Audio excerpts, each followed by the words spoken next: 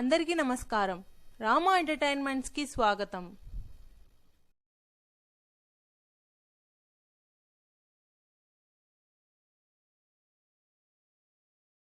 మనము పంచభూతాల్లో ఒకటైన వాటర్ గురించి ఇప్పుడు వరకు ఏమేమి జరిగాయి ఇవన్నీ తెలుసుకుందాం. ఫస్ట్ గా బెంగళూరులో భారీ వర్షాలు వచ్చినాయండి రీసెంట్ గా. కర్నూలు జిల్లాలో గాలివాన బీభత్సం వచ్చేసిందండి. మెదక్లో వర్షం బీభత్సం అండి. చైనాలో ఫ్లాష్ ఫ్లడ్స్ వచ్చాయండి. బెంగళూరులో కుంభపోత బానండి మళ్ళా అంతకుముందు. బ్రెజిల్లో ఫ్లడ్స్ అండి. చైనాలో నైట్ మేర్ వద్ద డ్యామ్ కొలాప్స్ అయిపోయిందండి. Heavy intensity of rain fall water plus dam water ఊరు మొత్తాన్ని ముంచేసిందండి. తర్వాత యూపీలో వడగండ్ల వాన 100 మంది పైగా మృతి చెందారు. అక్కడ గాలిలో ఎగిరి మనుషులు పైకి ఎగిరి పడ్డారు. అంత గాలి వచ్చిందండి అక్కడ. వచ్చి 80 అడుగుల ఎత్తు ఇది ఒక పెద్ద బ్యానర్ కడుతున్నారు. ఆ బ్యానర్ నుంచి పైకి ఎగిరిపోయాడట్టే మనిషి. 80 అడుగులు ఎత్తు పైకి ఎగిరిన ఆయన బతికాడండి. విషయం ఏంటంటే అతను ఎక్కడ పడ్డాడో తెలుసా? మొక్కజొన్న తోటలో నీళ్లు కట్టి ఉండే దాంట్లో పోయి పడ్డాడు బురదలో. పడి బతికాడు. కొన్ని దెబ్బలు మైనర్ దెబ్బలతో బతికాడు మనిషి. మరి తర్వాత ఇటలీలో సముద్రం నీళ్లు ఊర్లోకి వచ్చినాయండి. సునామీ కాదండి, కానీ నీళ్లు వచ్చాయండి. అంటే ఎట్లా తెలుసా? సముద్రంలో గాలి బూపుగా వచ్చి ఆ గాలితో పాటు నీళ్లు కూడా ఊరి మీదకి వచ్చేసాయి. హై టైడ్ గంగా నదిలో వచ్చిందండి. గంగా నదిలో వచ్చి ఒక్కసారి బేతింగ్ బంద్ చేశారు. ఒక్కసారి మొత్తం కంట్రోల్ చేసి ఆపేశారు కొద్ది రోజులు అట్లా. తర్వాత సౌదీలో వరదలండి. సైక్లోన్ సునామీ వచ్చిందండి. ఈ సునామీ వచ్చింది. ఒకేసారి వీధులన్నీ సముద్ర నీళ్లు తలపించేస్తుంది. అసలు వీధిలో అసలు సౌదీలో అంత సముద్ర నీళ్లు రావడం అనేది, వర్షం రావడం అనేది రేర్. అట్లాంటిది ఆ ప్లేస్ లో ఇంత సైక్లోన్ రావడం, సునామీ రావడం అన్ని ఒకేసారి వచ్చాయి. వరంగల్లో ఒడిగళ్ల వాన బీభత్సం వచ్చిందండి. చైనాలో ప్రకృతి బీభత్సం 373 మిల్లీమీటర్ల వర్షపాతం పడిందండి ఒక్క రోజులో. బెంగళూరులో వడగళ్ల వానకి ముందుసారి వచ్చినప్పుడు 8 మంది మృతి చెందారండి. జింగ్పింగ్ చైనాలో వరద బీభత్సం అయిపోయిందండి. చిత్తూరు జిల్లాలో వరుణ బీభత్సం అండి ఇది. లండన్ లో ఫ్లాష్ ఫ్లడ్స్. హైదరాబాద్ లో ఒడిగళ్ల వాన, విపరీతమైన గాలి. సౌదీలో వరదలు. మధురలో పడవ బోల్తా 9 మంది మరణించడం జరిగింది. తిరుమలలో వడగళ్ల వాన పడ్డదండి. హైదరాబాద్ లో మంచు వాన కూడా పడ్డదండి. జబల్పూర్ లో పడవ బోల్తా జరిగి 7 మంది మృతి చెందారండి. మాస్కోలో విపరీతమైన మంచు వచ్చిందండి. కృష్ణా జిల్లాలో సముద్రం కిలోమీటర్ దూరం ముందుకు వచ్చిందండి. ఇవన్నీ కూడా మనకు విపరీతమైన అలజడి జరుగుతున్నట్టుగా ఇండికేషన్. అలానే ఫైర్ గురించి ఇప్పటి వరకు మనము నీళ్లను గురించి తెలుసుకున్నాం. నీళ్ల మీద ఎన్ని ఇబ్బందికరమైన పరిస్థితులు వచ్చాయనే సంగతి తెలుసుకున్నాం. ఇప్పుడు నిప్పు గురించి, ఫైర్ గురించి తెలుసుకుందాం. వాటర్ అయిపోయింది, ఫైర్. ఈ 5 ఎలిమెంట్స్ కూడా చాలా డేంజరస్ ఎలిమెంట్స్. ఈ ఫైర్ ని ఎంత ఫైర్ వచ్చినా నీళ్లతో ఆపేయగలం. కానీ నీళ్లు కానీ లేవంటే ఫైర్ కి ఎయిర్ కానీ యాడ్ అయింది అనుకోండి, విపరీతమైన మంటలు తొందరగా వ్యాప్తి చెందేదానికి ఆస్కారం. అందువల్ల ఇవి కూడా చాలా డేంజర్. పంచభూతంలో నిప్పు అనేది కూడా చాలా డేంజరస్ థింగ్ అన్నమాట. ఏమేం జరిగినాయి ఇప్పుడు దాకా, ఏమేం జరిగినాయి సుమారుగా తెలుసుకుందాం. బెంగళూరులో స్కూల్లో భారీ అగ్ని ప్రమాదం జరిగిందండి రీసెంట్ గా. ఇది ఏసీ పేలి రిటైర్డ్ ఐఏఎస్ ఆఫీసర్ మృతి చెందాడు రీసెంట్ గా. రెయిన్బో ట్రావెల్స్ బస్ దగ్ధమైపోయిందండి. పేలిన బ్లూ ఆరిజిన్ రాకెట్ శుద్ధంగా అట్టుకుపోయిందండి. నడి రోడ్డుపై కాలిబూడిదైన కార్లండి. తగలబడుతున్న ఉండవల్లి కొండ అండి. పాకిస్తాన్ లో జాఫర్ ఎక్స్ప్రెస్ పై దాడి, మంటలు, 24 మంది మృతి, 100 మందికి గాయాలు. ట్రైన్ తగలబెట్టేశారు, మంటలు వచ్చేసినాయి అట్లే. తగలబడుతున్న హైదరాబాద్ కేబిఆర్ పార్క్ అండి. చైనాలో కోల్ మైన్ బ్లాస్ట్ అయిపోయి మంటలు వచ్చేసినాయండి. వాడేరులో పవర్ ప్లాంట్ బ్లాస్ట్ అయ్యి మంటలు వచ్చేసాయి. 48 డిగ్రీల ఎండల నిప్పు కుంపట్లాగా తయారైపోయిందండి. గుంటూరులో భారీ అగ్ని ప్రమాదం అండి. పాత బస్తీ హైదరాబాద్లో భారీ అగ్ని ప్రమాదం. కర్నూలు దగ్గర మళ్ళీ బస్ దగ్ధం. రాజధాని ఎక్స్ప్రెస్ లో మంటలు. సూడాన్లో ఘోర విమాన ప్రమాదం. అగ్నికి ఆహుతి 14 మంది మరణించారండి. ఢిల్లీలో ఫర్నిచర్ షాప్ లో భారీ అగ్ని ప్రమాదం జరిగింది. హైదరాబాద్ జైపూర్ ట్రైన్ లో మంటలు విపరీతంగా వచ్చాయండి. కావేరీ ట్రావెల్స్ బస్సు మొత్తం హైదరాబాద్ తిరుపతి పోతుంటే మధ్యలో తగలబడ్డది. మధ్యప్రదేశ్లో బాణసంచా పేలుడు దగ్గర అగ్ని ప్రమాదం జరిగింది. హైదరాబాద్లో కుషాయిగూడ దగ్గర భారీ అగ్ని ప్రమాదం జరిగింది. గుంటూరులో అగ్ని ప్రమాదం జరిగిందండి. మళ్ళా గ్రేజర్లు పేలి గ్యాస్ సిలిండర్లు కూడా పేలుతున్నాయండి. పంజాబ్లో భారీ పేలుడు సంభవించాయి. దుబాయ్లో 50 అంతస్తుల బిల్డింగ్ లో మంటలు అంటుకున్నాయండి. ఢిల్లీలో ఏసీ పేలి 9 మంది మృతి చెందారు. కామారెడ్డి బస్టాండ్ లో ఎగిసిపడుతున్న మంటలు. బస్టాండ్లు అగ్నిపర్వతాలు బద్దలవుతున్నాయండి. కెనడాలో -50 degrees అని టెంపరేచర్. ఆస్ట్రేలియాలో +50 degrees టెంపరేచర్. కాకినాడలో భారీ విస్ఫోటనం. ఏమైందంటే 4 కిలోమీటర్ల వరకు ఆ సౌండ్ వచ్చిందండి. షేక్ అయిపోయింది అంతా. జపాన్లో భారీ విస్ఫోటనం. అమెరికాలో లాస్ ఏంజల్స్ పూర్తిగా తగలబడిపోవడం. ఎన్నో ఏరోప్లేన్స్ క్రాష్ అయిపోవటం. ఎన్నో బస్సులు తగలబడటం. హైదరాబాద్లో స్కూల్ కాంప్లెక్స్ లో ఇల్లు తగలబడిపోవటం. కాచిగూడ దగ్గర గ్యాస్ సిలిండర్ పేలి ఫ్రిడ్జ్లు పేలడం, ఏసీలు పేలడం ఇట్లాంటివి జరుగుతున్నాయి. అల్కాపూర్ టౌన్షిప్ లో అపార్ట్మెంట్కి ఆహుతండి.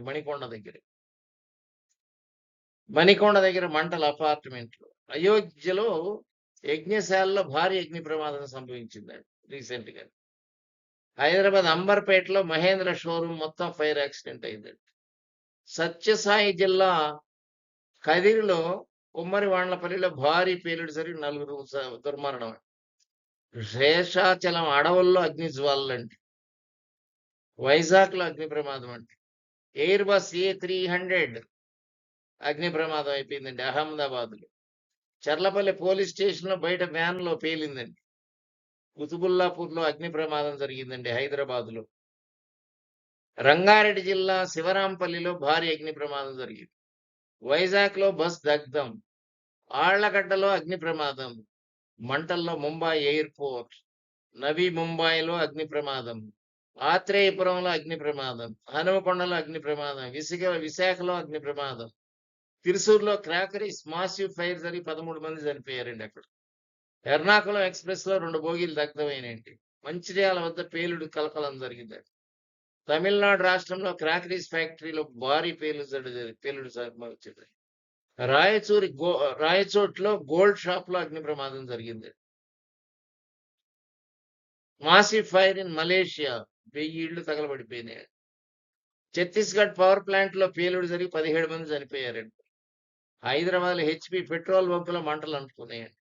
కృష్ణా జిల్లాలో టిప్పర్ లారీ ఢీకొందండి, దగ్ధం అయిపోయింది.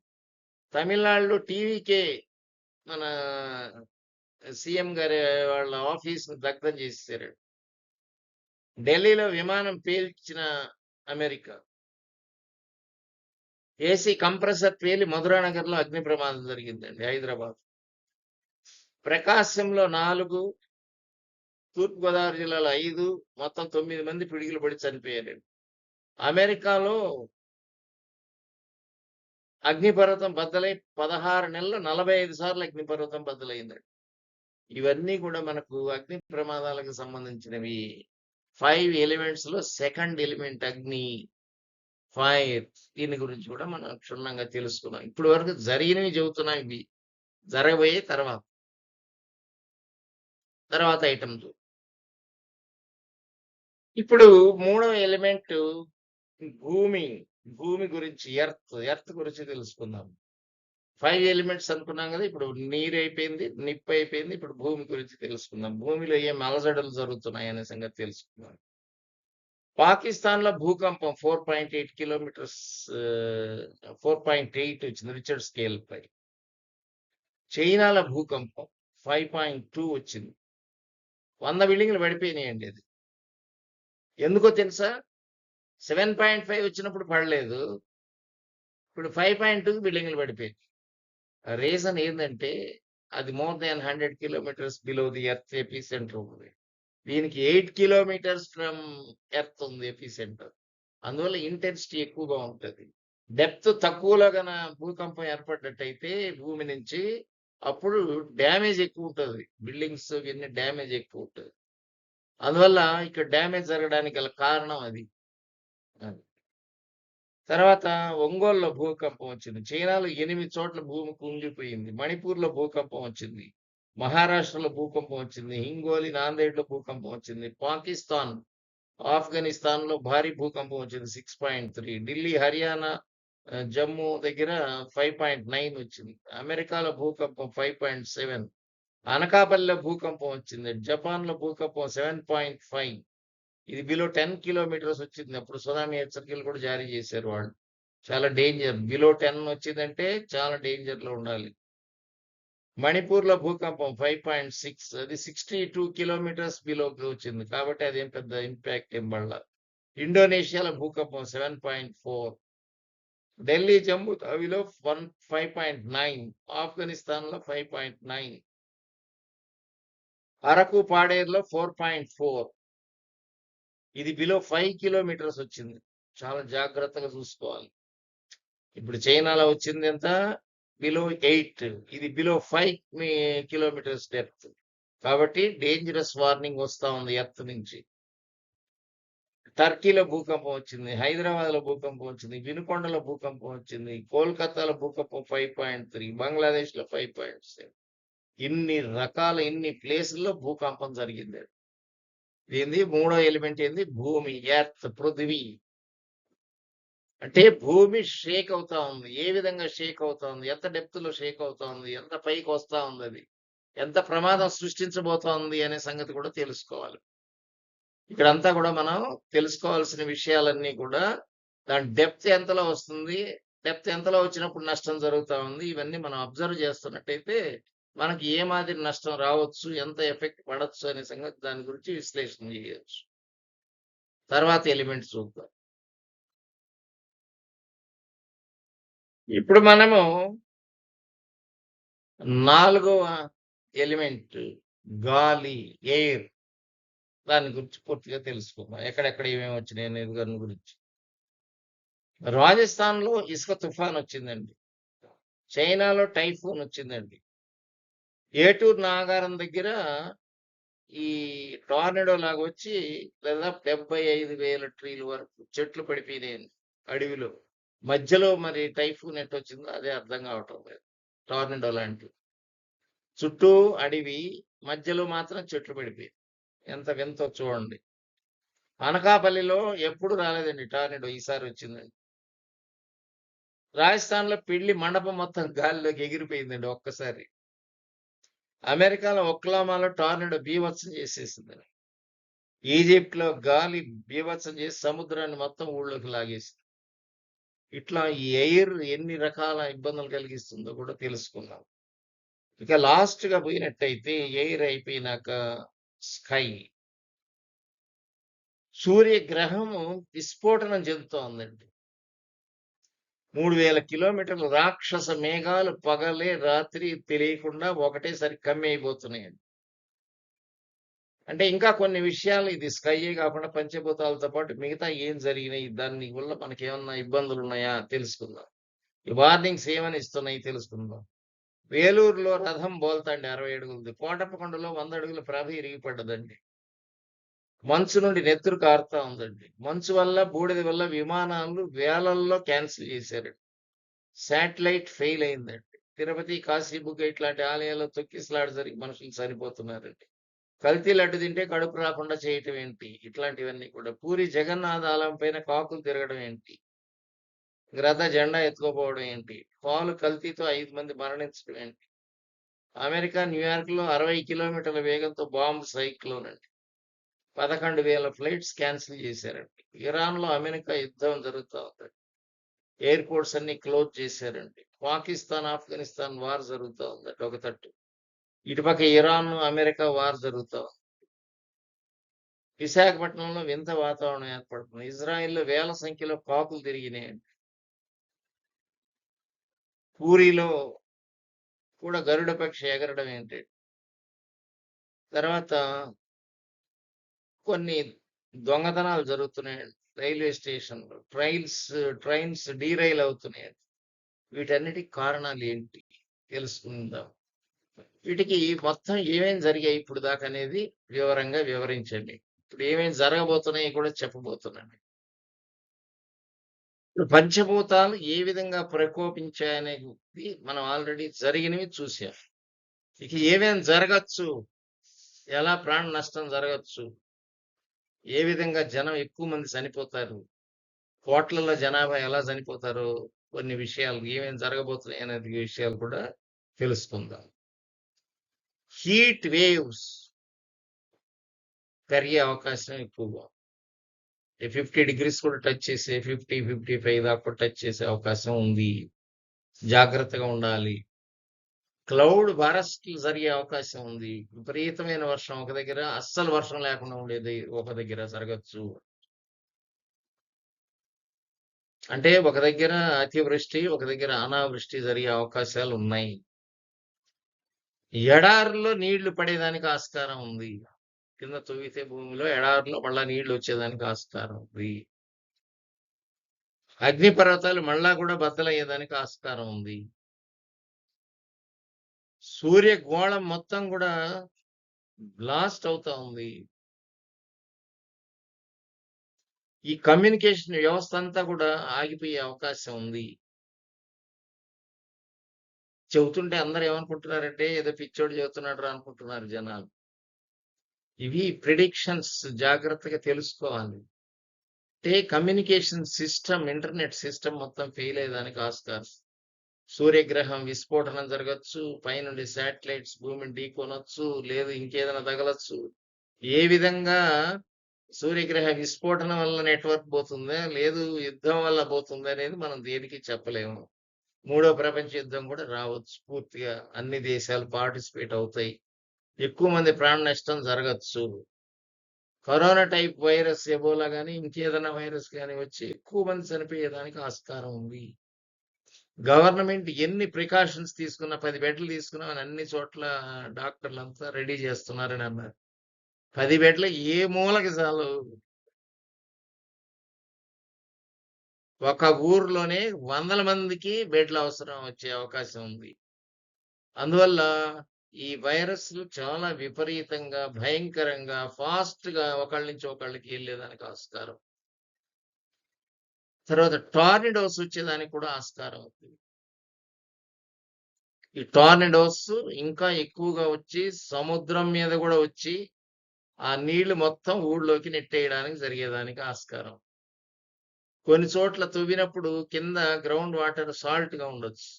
సాల్ట్ ఉన్న దగ్గర ఇప్పుడు ఈసారి మంచినీళ్ళు అయ్యే అవకాశం ఉంది. మంచినీళ్ళు ఉన్న దగ్గర ఉప్పు నీళ్ళు అయ్యే అవకాశం. కింద గ్రౌండ్ వాటర్ కూడా మూవ్ అవుతా ఉంటది. సునామీలు కూడా వచ్చేదానికి కోస్టల్ బెల్ట్ లో ఎక్కడ రావచ్చు అనేది ఎక్కువ భాగం డౌన్ ఉండే ఏరియాలో రావచ్చు. కేరళ ఛాన్స్ ఎక్కువగా ఉంది. అందువల్ల ఆ బెల్ట్ లో డౌన్ గ్రౌండ్ లెవెల్ చాలా లోయర్ లెవెల్ దాన్ సీ ఉండే దగ్గర ముందు ఫస్ట్ అక్కడ ముంచేస్తుంది. సముద్ర నీరు సునామీ రూపంలో అయినా రావచ్చు, ఏదైనా టార్నడో రూపంలో అయినా కూడా టార్నడో సముద్రంలో వచ్చి ఆ నీళ్ళన్నీ కూడా కొట్టుకొని యువతలకు వచ్చే అంత గాలి ఒక్కసారి వస్తుంది. వచ్చే అవకాశాలు ఎక్కువగా ఉన్నాయి. బయట భూకంపం వచ్చేసి హై రైజ్ బిల్డింగ్స్ ఉండే ఏరియాల్లో మొత్తం పడిపోయే అవకాశం ఉంది.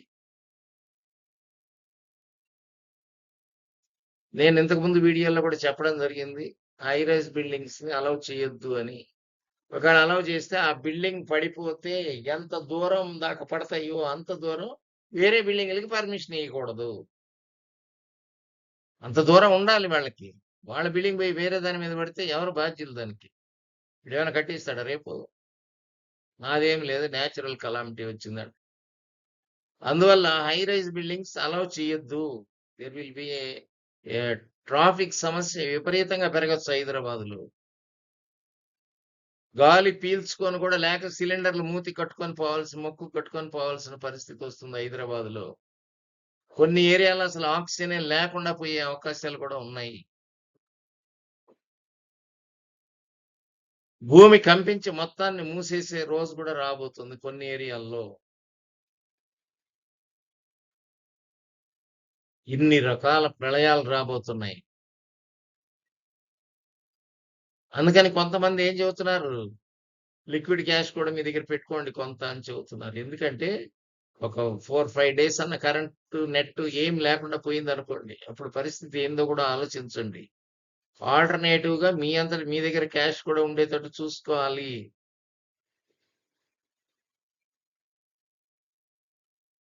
ఎవరి దగ్గర క్యాష్ ఉందో వాడికే తిండి. మిగతా వాళ్ళకి తిండి కూడా దొరకదు. అబ్నార్మల్ రేట్స్ పెరిగేదానికి ఆస్కారం ఉంది. అందువల్ల ఇలాంటి ప్రిడిక్షన్స్ అన్నీ చెబుతున్నారు కాబట్టి చాలా జాగ్రత్తగా ఉండాలి. క్లౌడ్స్ పడ్డాయంటే ఒకేసారి పడుతుంది. ఒకేసారి 3000 కిలోమీటర్ల లెంత్ ఒకటే మేఘం, రాకాసి మేఘంలాగా ఢిల్లీ టు కేరళ ఒకే మేఘం మొత్తం కమ్మేయొచ్చు. పగులు రాత్రిగాను, రాత్రి పగులుగాను కూడా ఉండే అవకాశం ఉంది.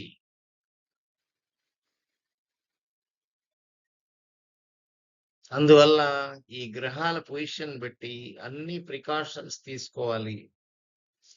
ఇవి డిజాస్టర్స్ మేనేజ్మెంట్ వాళ్ళు కూడా అన్ని పగడ్బందీగా ఉండాలి. ఎక్కడైనా డ్యామ్ ఫెయిల్ అయింది, ఎక్కడైనా ట్యాంక్ ఫెయిల్ అయింది, కట్ అయితే ఏం చేయాలి? వాటికి డిజాస్టర్స్ మేనేజ్మెంట్ లో మెటీరియల్ దగ్గర పెట్టుకొని ఉంటాం కొంత. ఇట్లాంటివి ఏమైనా గండ్లు పడితే మూసేదానికి అవకాశం ఉండేటట్టు చూసుకోవాలి. రైన్ఫాల్ హెవీ ఇంటెన్సిటీ పడేదానికి ఛాన్సెస్ ఉంది. 500 మిల్లీమీటర్స్ ఇన్ అవర్ పడేదానికి కూడా ఆస్కారం ఉంది. దాన్ని తట్టుకునే వ్యవస్థ మన దగ్గర ఉందా? ఇప్పుడు చూడండి, కేదార్నాథ్ దగ్గర 3 డేస్ నుంచి మొత్తం 35 కిలోమీటర్స్ లెంత్ లో మొత్తం ట్రాఫిక్ జామ్. వ్యవస్థ లేదు, మనకు కంట్రోల్ చేసే వ్యవస్థ లేదు. అందువల్ల జాగ్రత్తగా ఉండాలి. ఇప్పుడు హైదరాబాద్ ఈ హై రైజ్డ్ బిల్డింగ్స్ అన్ని గన ఫిల్ అయినట్టయితే ట్రాఫిక్ జామ్ రోజుకి 5-6 గంటలు మొత్తం రోడ్డు మీదనే నిలబడాల్సిన పరిస్థితి వస్తుంది. నీకేం కారు ఉన్నా నువ్వు రోడ్లో ఉండాల్సిందే. అది ఉద్యోగం చేసేది కాదు, రోడ్డు మీదనే అలసిపోయే పరిస్థితికి వస్తుంది. అందువల్ల infrastructure development is most important, especially where there is a heavy rise buildings are there. అక్కడ వాటర్ డెప్త్ ఎంతకు పోతుందో చూడండి. 2000 అడుగులకు పోతున్నారు. నార్మల్ మ్యాన్ ఇల్లు కట్టుకొని 2000 అడుగులు బోర్ వేయగలడా? వేరే వాళ్ళకి ఎంత ఇబ్బంది కలిగిస్తున్నారు. ఒకే చోట బోర్ వేసి మొత్తం వాటర్ లాగేసి ఆ ఏరియా మొత్తం డ్రై చేసి పారేస్తున్నారు. ఇవన్నీ కూడా మనం తెలుసుకొని తగిన జాగ్రత్తలు, తగిన డిపార్ట్మెంట్స్ వాళ్ళంతా ఈ ఎర్త్ కేక్స్ వార్నింగ్స్ ఏమైనా ఇవ్వగలరా, ఈ విండ్స్ ముందే వార్నింగ్స్ ఇచ్చి తగు జాగ్రత్తలు తీసుకొని జనాల్ని వీలైన వరకు ఎక్కువ మందిని కాపాడాల్సిందిగా కోరుతున్నా.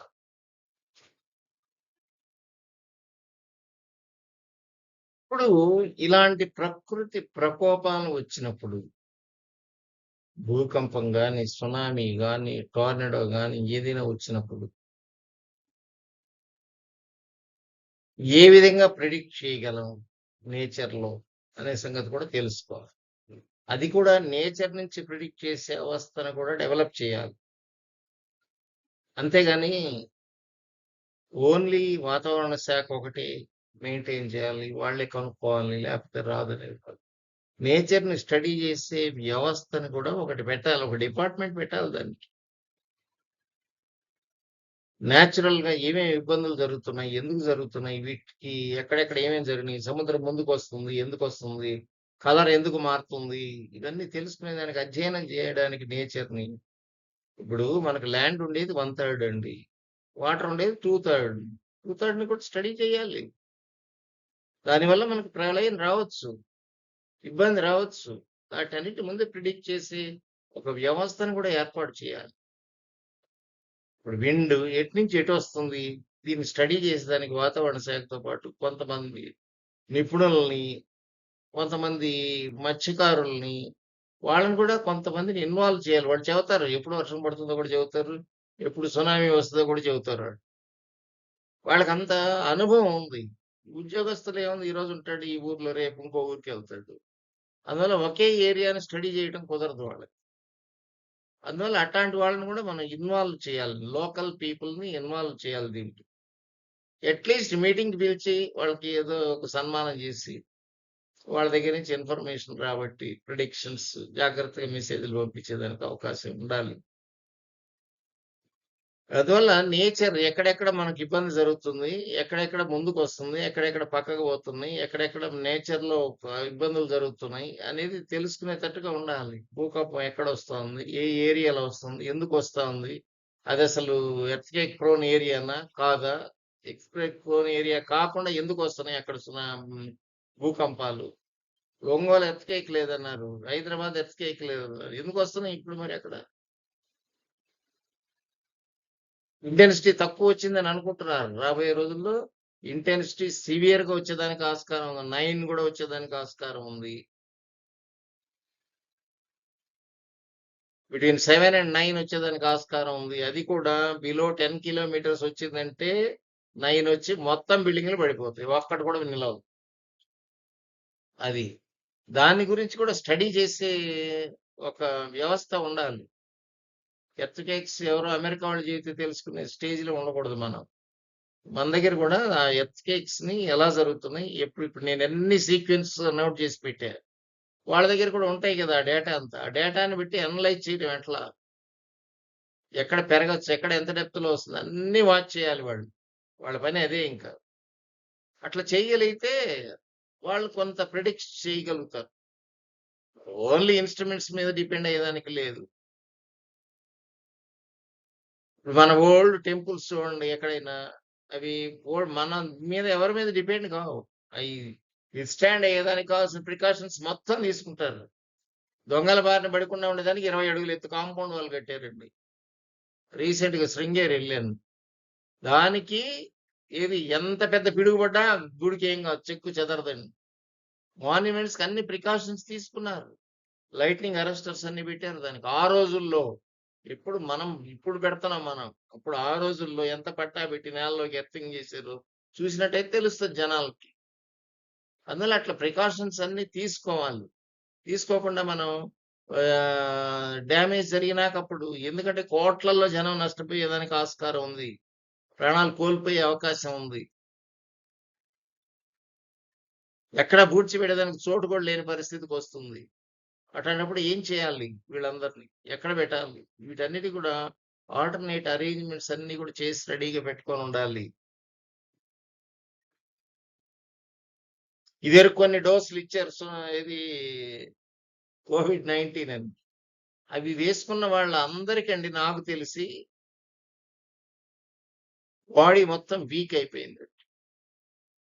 ఎక్కువ యంగ్ ఏజ్ లో అందరు చనిపోతున్నారండి.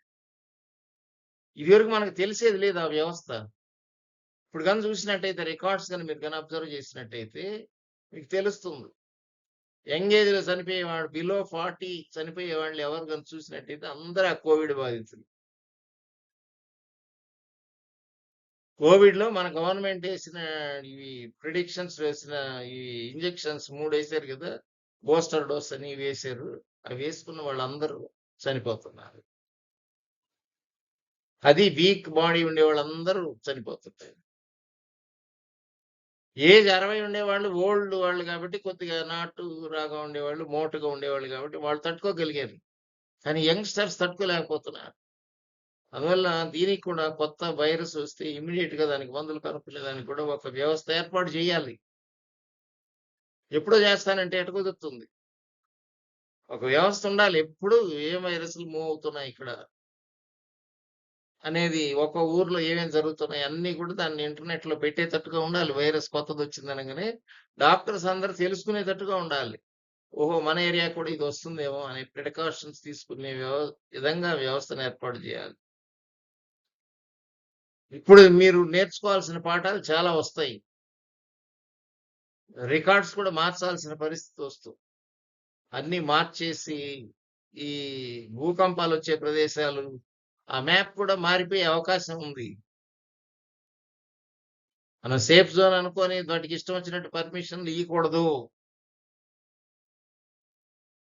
All of a sudden it will change.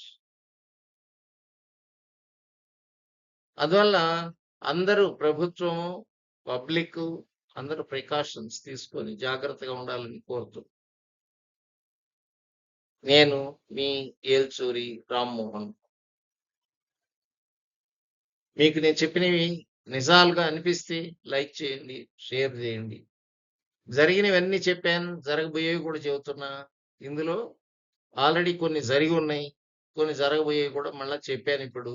అందువల్ల ఇంతకుముందు చెప్పినవి జరిగినాయి, ఇప్పుడు చెబుతున్నాయి కూడా జరుగుతాయి. అందువల్ల జాగ్రత్తగా ఉండండి. ప్రికాషన్స్ తీసుకోవటమే మనం చేయగలిగింది. అంతకంటే మన చేతిలో ఏమి లేదు. న్యాచురల్ డిజాస్టర్స్ ని కంట్రోల్ చేయటం ఎవరి వల్ల కాదు. కాకపోతే కొంత ప్రివెన్షన్ తీసుకునే దానికి అవకాశం ఉంది. అది ఒక్కటే నేను రిక్వెస్ట్ చేస్తున్నా అందరినీ. అందువల్ల జాగ్రత్తగా ఉండండి. పంచభూతాలన్నిటినీ జాగ్రత్తగా కాపాడుతుండండి. అవి కాపాడితే అవి మిమ్మల్ని కాపాడుతాయి అనేది ఖచ్చితంగా చెప్పవచ్చు. ఇకపోతే ఇవన్నీ ఒక దగ్గరే వస్తాయా? చాలా మంది అడిగే సందేహం. ఇవన్నీ ఒక దగ్గర రావండి. ఎక్కడ పాపం పండితే అక్కడ వస్తాయండి. ఇంతకుముందు నేపాల్లో వచ్చాయి, మొత్తం బిల్డింగ్లన్నీ పడిపోయాయి. పాపం పండిన దగ్గర ఏరియాల్లో ఒక్కొక్క ఏరియాని స్మాష్ చేసుకుంటూ వస్తుంది. ఏ ఏరియాలో పాపం పండుతుంది, ఏ ఏరియాలో పంచభూతాలను ఎక్కువ ఇబ్బంది కలిగించారు చూసుకొని బాత పెట్టేస్తుంది. అంతే. మనం ఏం చేయలేం. ఈ చేతుల్లో ఏముండదు కంట్రోల్ చేయడానికి అనే సంగతి చెబుతున్నా. అందువల్ల అందరూ జాగ్రత్తగా ఉండండి. వీలైన వరకు చెట్లను వేయండి, చెట్లను పెంచండి, మిమ్మల్ని మీరు కాపాడుకోండి. ముందు మీ ఏరియాని కాపాడండి, తర్వాత మీ జిల్లాని కాపాడండి, తర్వాత మీ రాష్ట్రాన్ని కాపాడండి, తర్వాత మీ దేశాన్ని కాపాడండి, తర్వాత ప్రపంచాన్ని మొత్తం కూడా కాపాడే ప్రయత్నంలో మీరు పాల్గొనండి. Thank you one and all for watching this video. మీకు గనక ఈ వీడియో నచ్చినట్లయితే please do like, comment, share and subscribe for more videos. Bell icon press చేయడం మాత్రం మర్చిపోకండి ఫర్ ఇమీడియట్ నోటిఫికేషన్స్.